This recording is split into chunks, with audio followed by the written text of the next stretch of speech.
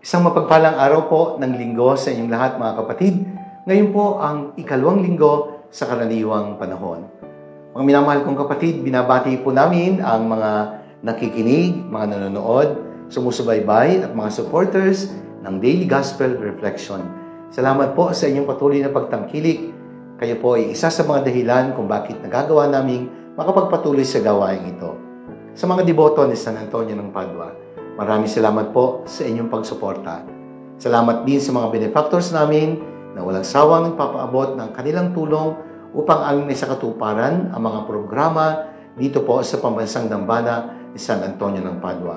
At sa iba pang mga proyekto na inyong sinusuportahan, maraming salamat. Patuloy po nating ipagdasal ang isa't isa.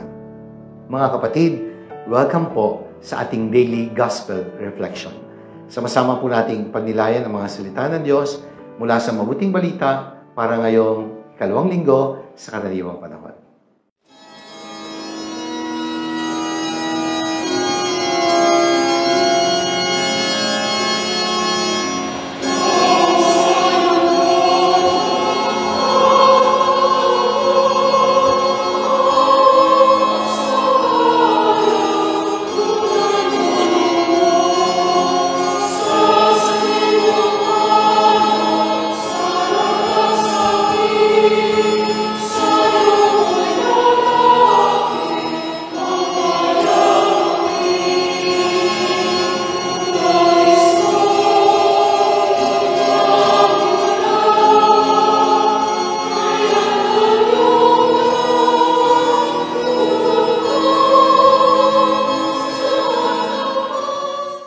Mga minamahal kong kapatid, ngayon po ang ikalawang linggo sa karaniwang panahon sa pangluturing kalendaryong simbahan sa taong ito, pagninilayan natin ang pagbasa ng mabuting balita ayon kay San Juan.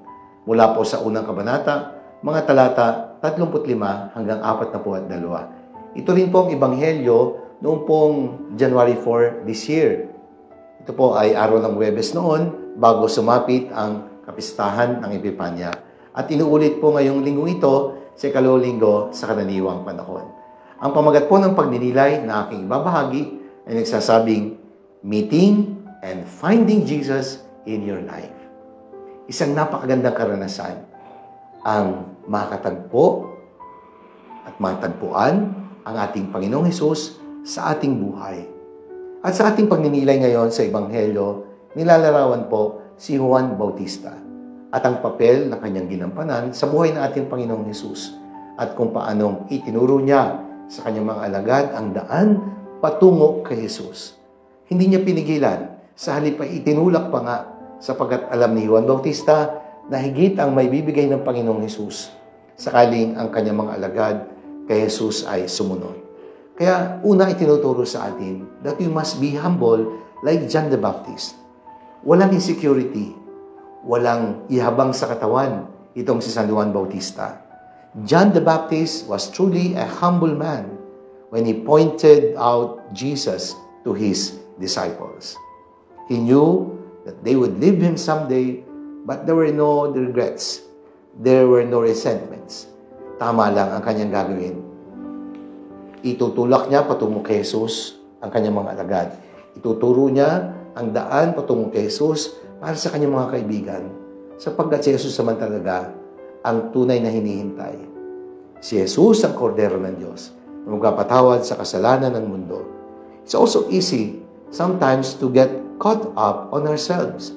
Kapag masyado ang ating pagpapahalaga sa sarili, tumataas ang tingin natin sa ating sarili at akala natin tayo na ang sentro ng lahat. Hindi po. Hindi tayo dapat magpabida, sapagkat si Jesus ang tunay na bida ng ating buhay.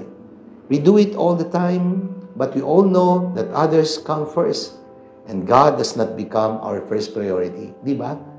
Pero alam ni John the Baptist, He must decrease, and Jesus must increase.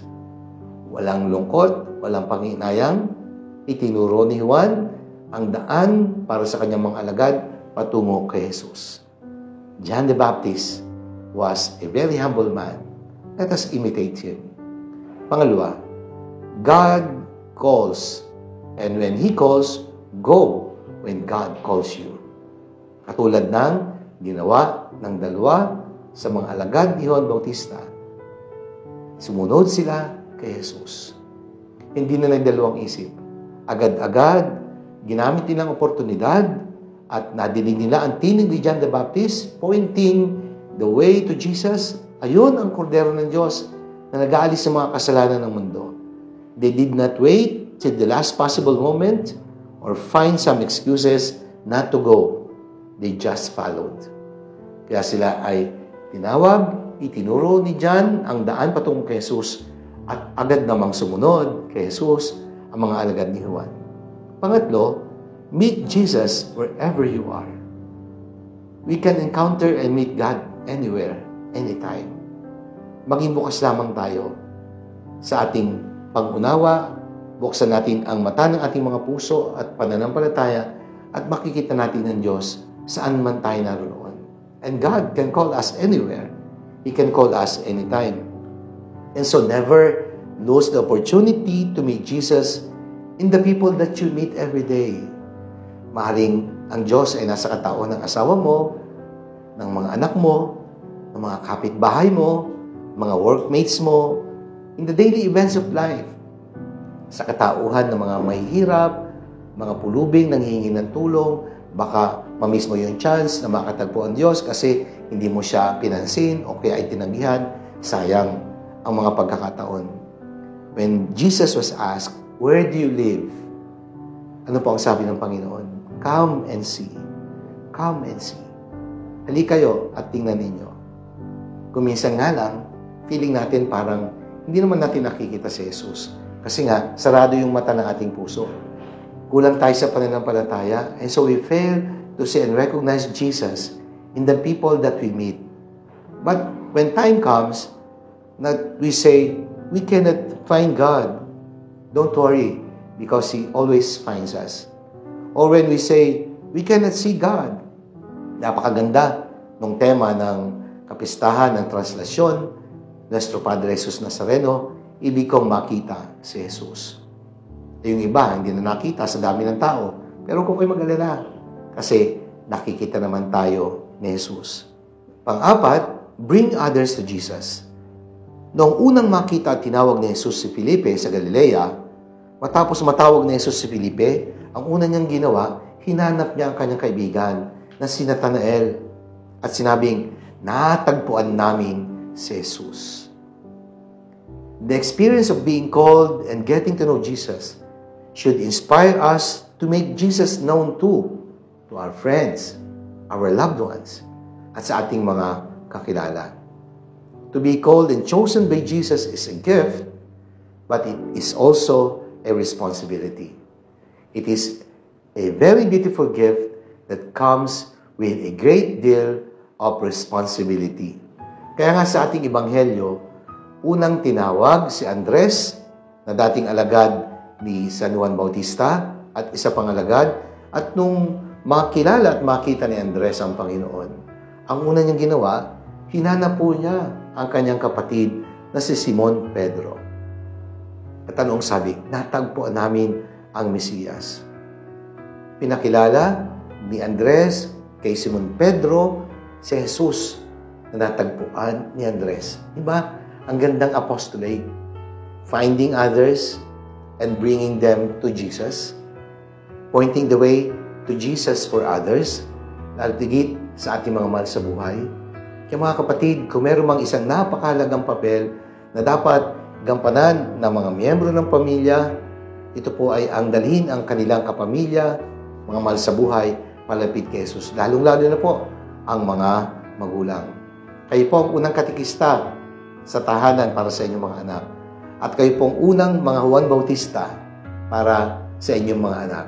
Ituro ang daan upang makilala ang ating Panginoong Hesus.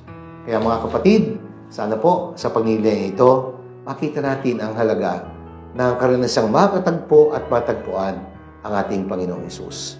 Meeting and finding Jesus in your life. Manalangin tayo. Ama naming banal, Diyos na bukal ng lahat ng lakas. Maraming salamat po sa mga pagkakataon na sa pamagitan ng anak na si Jesus, Ikaw ay nakakatagpo namin sa katauhan ng bawat isa. Sa mga taong nangangailangan, sa mga kaibigan at mga mahal sa buhay. Andun ka at nananahan din sa kanila, katulad ng pananahan mo sa amin. Amen. Maraming salamat po, mga minamahal kong kapatid. Sana po ay nagustuhan nyo at nakatulong ang ating pagninilay sa araw na ito. Sakaling nagustuhan nyo at nakatulong, i-like po ninyo at i-share. Ibahagi natin ang mensahe ng salita ng Diyos sa ating mga mahal sa buhay, mga kakilala at mga kaibigan. Let us fill the world with the message and power of God's words. Sa lahat po ng mga tumatangkilik at mga sumusubaybay sa Daily Gospel Reflection, lubos po ang aming pasasalamat. Patuloy po nating ipagdasal ang isa't isa. At bago po ang pagtatapos ng pagnililay na ito, sa ngalan po ng Pambansang Dambana ng San Antonio ng Padua, nais ko pong ipaabot ang aming pakikiramay sa pamilya po ng yumao na si Tita Minyang Garcia Ansiro. Condolence po sa inyong lahat. Our prayers and condolences to the family left behind by Tita Minyang. We will surely miss you, we love you, and we'll be praying for you and your family. Rest in peace po. At sa pamilya, stay strong. Ang Diyos po ay laging andyan para sa atin. Pagpalain kayo ng makapangyarihan Diyos Ama, ng Anak, ng Espiritu Santo. Amen.